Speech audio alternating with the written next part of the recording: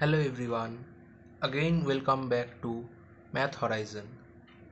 গণিত দিগন্ত ইউটিউব চ্যানেলে আপনাদের পুনরায় স্বাগত।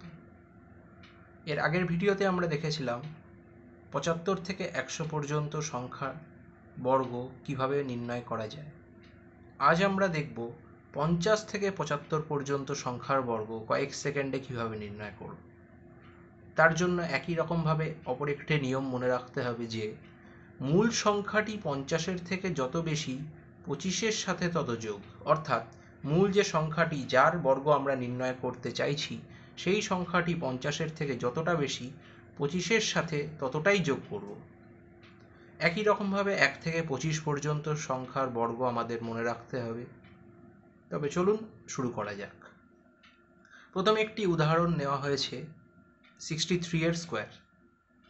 এখন 63 50 থেকে 13 বা 13 বেশি। এখন এই 13-র বর্গ 169 বের করা হলো এবং নিয়ম অনুযায়ী 25-এর সাথে 13 যোগ করা হলো, পেলাম 38। এখন আমাদের সেই বর্গ 169 তিন অঙ্কের সংখ্যা ছিল, কিন্তু এতদিন ধরে আমরা জেনে এসেছি আমরা নেব 2 অঙ্কের সংখ্যা। তাই এখানকার একটাকে এই 38-এর 8-এর নিচে বসিয়ে বাকি পোর্শন বাইরে রেখে যোগ করে দেওয়া হলো, পেলাম 3969। এটিই হলো 63 এর বর্গ।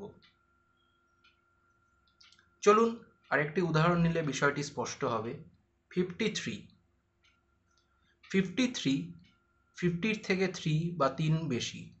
এখন এই 3-এর স্কোয়ার করা হলো, যা কিনা নয়, কিন্তু আমরা জানি নিতে হবে 2 অঙ্কের সংখ্যা, তাই লিখব 09। এখন নিয়ম অনুযায়ী 25-এর সাথে 3 যোগ করে পেলাম 28 এবং সেই 09 ঠিক পাশে বসিয়ে দিলাম, ফলে আমরা 53-র স্কোয়ার পেয়ে গেলাম 2809। এই একই পদ্ধতি ফলো করে আজকের জন্য একটি হোমওয়ার্ক, 73 এর স্কোয়ার কত হবে তা অবশ্যই কমেন্টে জানাবেন। ভিডিওটি শেষ পর্যন্ত দেখার জন্য ধন্যবাদ। ভিডিওটি ভালো লাগলে অবশ্যই লাইক করবেন, চ্যানেলে নতুন হলে সাবস্ক্রাইব করবেন এবং বন্ধুদের মাঝে শেয়ার করবেন।